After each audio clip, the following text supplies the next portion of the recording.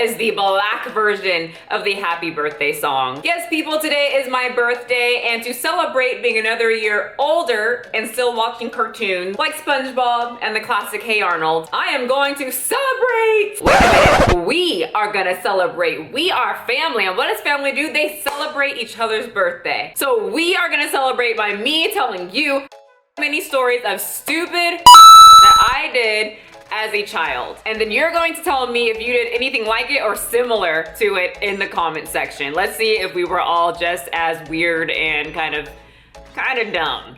So let's just hop right into it. So when I was a kid, me and my girls, there were 4 of us. Me, Brittany, Jasmine, and Felicia. And we would all get together in our basements, pull out our boombox, and start working. No, not working, work. Work, work, work, work. Hashtag Rihanna. Now we would do routines from Destiny's Child to the theme song of Pokemon, and nobody could tell us nothing. We actually believed that we were on the same level as Destiny's Child. We would practice all day just creating these well thought out and handcrafted dance routine. Amazing. So we would practice all day, sprint upstairs, and be like, parents, we're ready to perform. And we would have them sit down, we would have our stage outfits on and popping. Brittany's brother, Brandon, would turn on the music, and the music would start.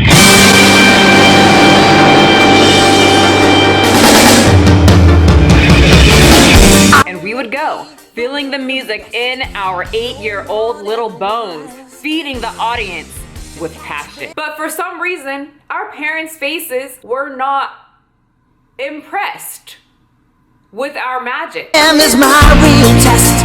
To train them is my cause. And that's rude. And like I said, y'all couldn't tell us nothing. In our heads, they were just jealous of our amazingness to Pokemon. We would have this one move at the end of our Pokemon routine, like, wait, let me turn on my phone so I can just show you the magic. All right, we just only need like the ending.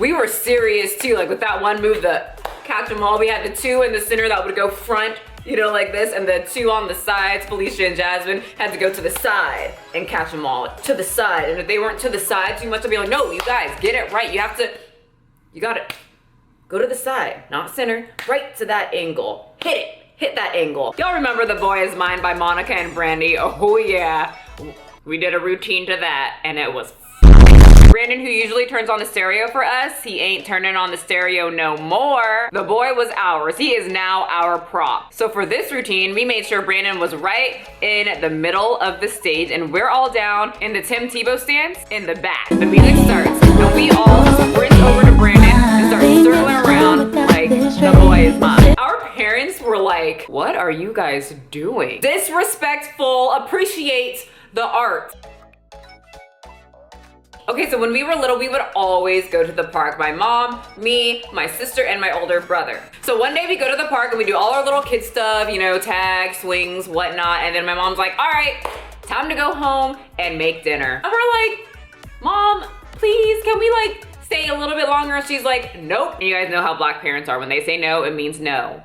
And if you ask again, you'll be in trouble. So then I have an idea and I say, Mom, what if you let us walk home? We're old enough, can you please let us walk home? Can we please just walk home? So my mom actually says, okay. And I'm just like, oh, thanks, Mommy, thank you so much. But do not be playing around. Come right home. I mean, it's me we're talking about. You know I'm gonna be playing. But Mom and my little sister drove off and we got to walk home. So we're walking and then I have another idea. Just to let you know, I was always the one with the great ideas. So I turn to my brother and say, hey Michael, wouldn't it be funny if every time a car passed, if we froze like this and be a statue, and they would think like we were statues and be so confused, like, what the heck? They're a statue. Told you, I had all the best ideas. So a car would be coming down the street and we would just freeze and wait for them to pass, and right when they would pass, we would crack up and be like, did you see how confused they were? Oh my gosh. Adults. So dumb, they think we're statues.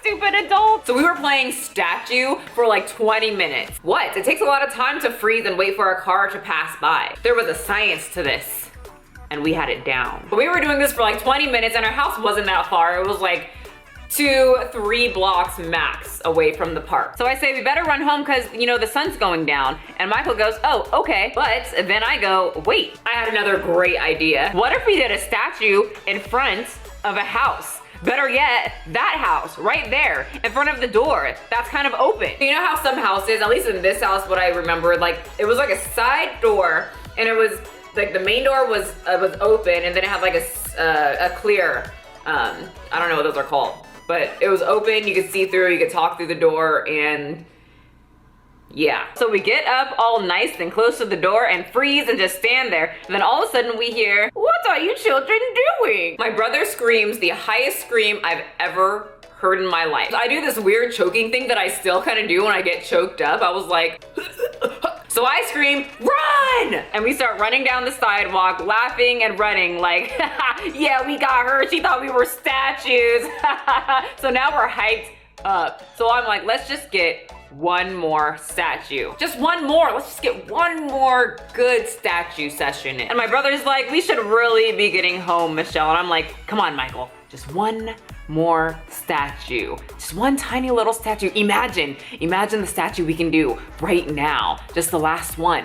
Come on, give into the statue. So he goes, okay. And so we see a car all the way down like the block near the park. So I say, let's just freeze now so they never see us move, and we'll do the best statue we've ever done in our life. These grown-ups are not gonna know what happened when I drop this statue. And we hear the car get closer and closer, and finally the car starts passing by.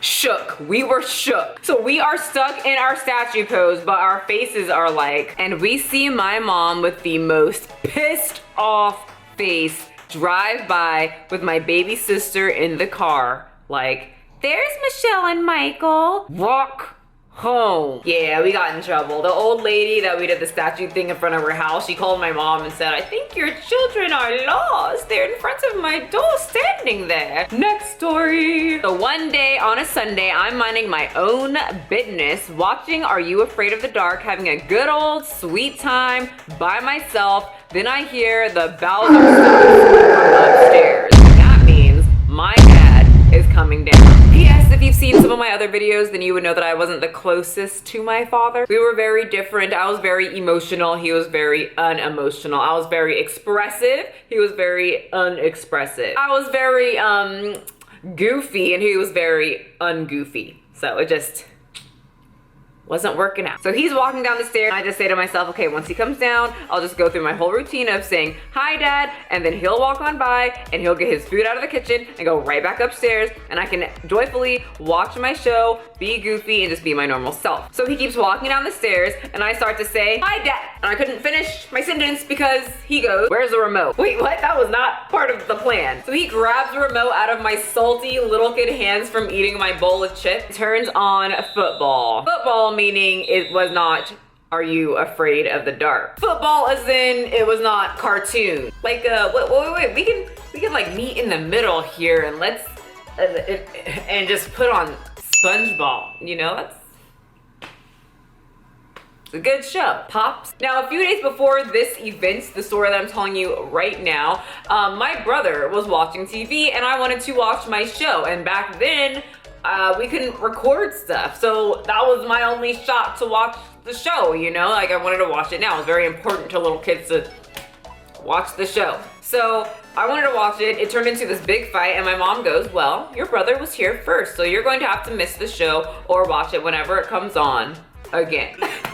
But the new Powerpuff Girls is on right now. So I missed the new Powerpuff Girls. But no, not today. Today, my show was on and I was there first, which means that I have the right to watch Are You Afraid of the Dark? So I was rather irritated at my father and I decided to gear up and speak up on my behalf. So I stumped my foot down and roared. That's not fair. But in reality, it was more like this. That's not fair. And my dad starts to laugh at me. And he used to do this thing where he would take his finger and just like swipe the back of our neck. And it didn't hurt, but it was just so irritating and annoying and I hated it. And this was not the time or the place to be swiping my neck. So when his finger came down and did this to my neck, I was rather enraged. So I looked up and said, "You probably shouldn't have done that." With full force, I sprinted at my dad, threw my fist back and smashed him right in the face. Except my punch felt like a feather because I was like 6 and my fist went into his super hard gut, which hurt my hand a lot. And I was also very confused because why is your gut hard if it's a gut? I didn't get it, but now I know it's because he had a lot of health issues. And my dad's just looking down at me and I look up and my dad starts to laugh again at me while my fist is still in his gut. And my mom is there on the side, pissed, because apparently you're not supposed to hit your parent. Next, and now, the last story. If you're still here, hashtag Tom and Jerry in honor of this $3 shirt from Ross. So I noticed there's a lot of people who are gamers or at least play video games on this channel who comment, and so I wanted to make sure I left a video game memory from my childhood. I want to see if you guys took games as serious as we did. So we played the hell out of video games. Me, my brother, and my best friend Brittany and her brother. And we would have full-on tournaments, okay? These were life and death, especially when we would play Mario Party. So we would do our own little tournament where we would only play like the mini games from Mario Party. And we would make it girls against boys. And in this specific like story, we were very obsessed with a grab bag. So if you don't know what that is, that's when you have these pouches on the back of you, the other player's pouch, and you shake out all the monies. So before the game starts, I see my brother quickly whisper something in Brandon's ear. And then they both get these big old grins on their faces. So then the game starts, and immediately we start running away from each other, and eventually Brandon gets his sister in one corner, and my brother gets me like in the game in the other corner, and they just start shaking our bags and taking all our money over and over and over again. And we were like trapped in that corner. And at first it was funny, and then after like a couple seconds I'm like, okay, that's not fair, you guys. Stop it, guys. Stop. So Brittany starts crying and I'm screaming at the top of my lungs, stop taking our coin. And just like that, the game is over. We have 0 coins, the boys won, and I'm pissed. And Brittany's like crying in the corner. So I say, rematch. Smash Bros. So we set up Smash Brothers and we do teams again. Boys versus girls. Once again, my brother whispers in Brandon's ear and they get that annoying big ol' smiles across their faces. So I'm Kirby, Brittany's Peach, Brandon's Luigi, and my brother is Bowser. So they would do this thing, and Brittany didn't really play games, but she would play because all of us were playing and like I was playing, so she was gonna play, but she didn't really play, so she wasn't that great. So they didn't even like go after her. They would go after me first and make sure to kill me, you know, gang up on me, kill me so that I have one less life than them. They would easily kill Brittany after I wasn't there to like protect her. So they kill us both once. So I come back to life, I reappear, and then my brother starts going after me. He grabs me. He starts to run toward the cliff. Michael, what are you doing? Michael, stop it, stop! And before I knew it, he jumps off the cliff and commits video game suicide and murder all at the same time. So they would both just keep doing this. Like Brandon would do it to his sister, my brother would do it to me. So life after life, you know, our lives were dwindling and we're about to lose, and I look at Brittany and her eyes are huge and watery, and I look at the screen and her brother is doing the same thing to her. One by one, our lives are dwindling down, tears are flowing, we're banging on the floor, trying to grab the controllers from our brothers. Nothing could save us. What are y'all doing down here? My mom entered the room. Michael and Brandon keep killing us. You guys, it's a game. Get over it. And we were like, oh yeah, it is a game. So we stopped playing video games and went upstairs to play Barbies instead. And that was my way back Wednesday of some of these stupid that I did as a miniature Michelle. And I am now 28 and I can happily say that I'm still a big kid. And unfortunately for you guys, I don't think I'm ever gonna grow up. Thanks for watching, you guys. Tell me in the comment section if you've ever done any of the weird stuff that I did when I was a kid or anything similar. And if not, tell me something just completely dumb that you did as a child. I love reading your guys' comments. Make me laugh. Take me back to your childhood. Thank you for all the happy birthday wishes you guys already started about last week on my Instagram. So thank you for all that. Thank you for anyone who's gonna say happy birthday. And I will see you guys next time. Hashtag 28. Let's go